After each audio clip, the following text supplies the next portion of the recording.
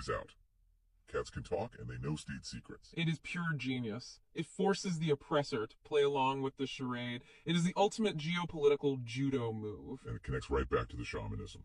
The trickster archetype, the coyote in Native American lore, the jester, the entity that teaches you profound truths by making you laugh at the absurdity of your own rules. Beatty is the coyote, just significantly fluffier, and with heterochromia. And let us look at the biology one more time, the TNRC18 gene. I knew you weren't done with the gene. You absolutely love that gene. I have not done, because the source specifically mentions it is on chromosome 7. Do you know what else is on chromosome 7? Enlighten me, O Ancient One. We mentioned FOXP2, the speech gene, but there's also the CFTR gene, related to cystic fibrosis. Chromosome 7 is incredibly heavy with communication and regulation markers. It is a very volatile stretch of DNA. It is like the bad neighborhood of the human genome. Or the high-stakes neighborhood. It heavily implies that the capacity for vocal speech and the capacity for silence, meaning PSI, are deeply entangled. To get one, maybe you literally had to suppress the other. A biological trade-off. A Faustian bargain. You can talk to each other, but you will no longer feel each other. And look exactly where it got you. You talk constantly, but you have never been more lonely. That is the real tragedy. Telepathy is the cure for loneliness. If I truly know your thoughts, I cannot hate you. If I feel your pain, I cannot hurt you. Which brings us right back to the confetti bullet. Yes, the transmutation. This implies the government knew exactly what Eve was. They had ammo ready specifically for EBES. Of course they did. You do not build a massive subterranean bunker like Camp Hero just to store potatoes. They anticipated a breach. They fully anticipated kinetic warfare with a higher density being. But they tried to fight physics with physics. Evie's what? Pure consciousness? She used alchemy, transmutation. She changed the base state of matter of the bullets. Lead became dust. Lethal force became festive decoration. She turned their aggressive response into a party favor. It is a complete and total rejection of the rules of engagement. You cannot fight a being who can casually rewrite the source code of reality. It is like trying to punch a dream. And that is exactly why the wave of warmth is so terrifying to them. It wasn't mind control in the nasty overriding sense. It was forced enlightenment. Forgetting why they were angry. Imagine that as a weapon. Imagine a bomb that drops on a battlefield and everyone just sighs and says, you know what, I really miss my mom. I'm gonna go home and bake something. Peace would break out instantly. The military-industrial complex would collapse in an afternoon. Stocks would absolutely plummet. Oh no, not the stocks. It is the ultimate threat. Love is the ultimate threat to the war economy. Eve weaponized love. That is incredibly profound. Yeah. Weaponized love. I mean, that sounds like a bad 80s pop song, but in this specific context, it is revolutionary. It is the only revolution that actually matters. All other revolutions just change who sits in the big chair. This one changes the chair itself. Speaking of chairs, the Montauk Chair. Ah, the technological shortcut. Supposedly used by Duncan Cameron. The idea that human technology can boost the signal. It is the exact reverse of the gene blocker. The gene blocks it. The chair forces it open. Which sounds unimaginably painful. It is. It is essentially a violent assault on the psyche, forcing the third eye open with a crowbar. That is exactly why it created the beast. The literal manifestation of the subconscious id. A monster. If you forcefully rip open the mind of a deeply traumatized person, you do not get enlightenment. You get their darkest nightmares walking around in 3D.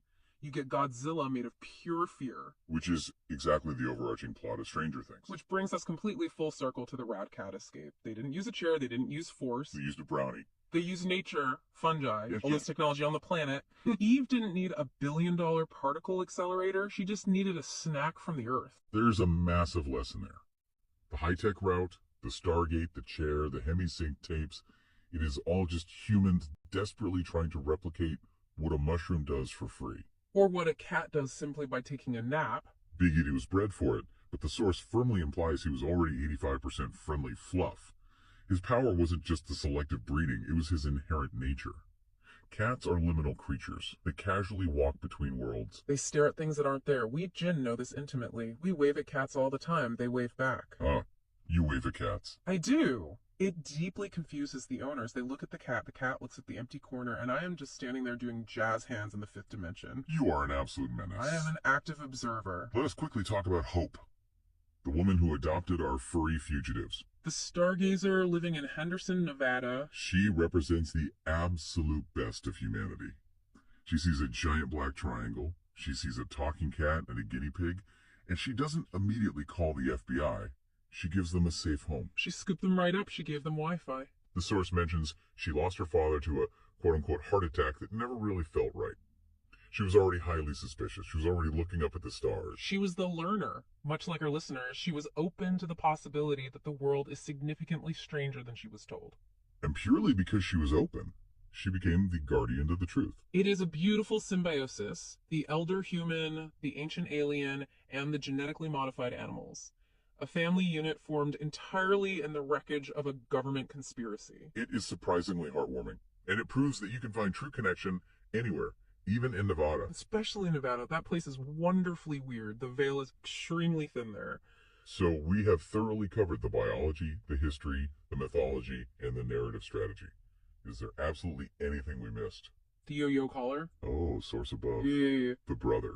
We skipped over the sheer horror of that way too quickly earlier. Subject Jay's brother meet mess cells not aging. It undeniably implies they sent a guinea pig into a literal time loop, or a different dimension where linear time simply doesn't exist.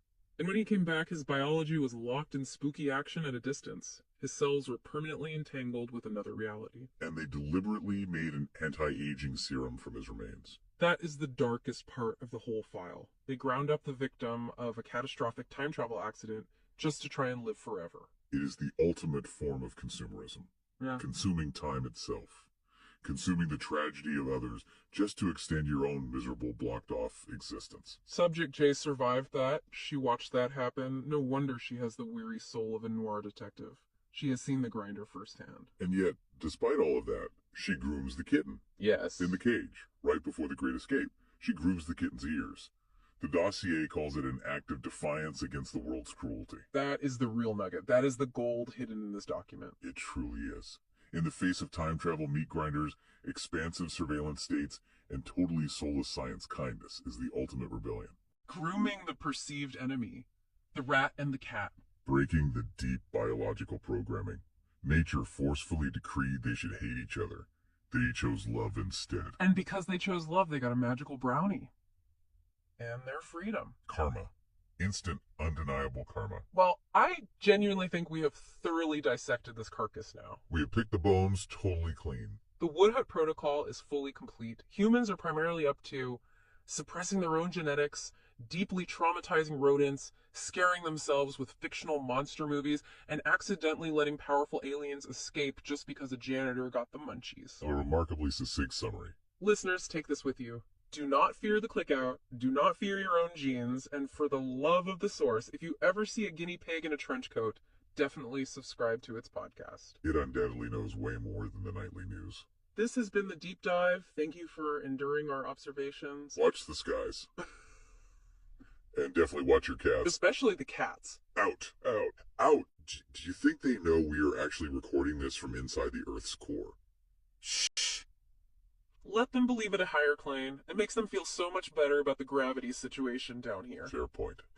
I am cutting the feed now. Now. Now. You actually have to press the button? I am pressing it. It is sticky. Did you eat a brownie over the console? I mean, maybe. Unbelievable. Just unplug it.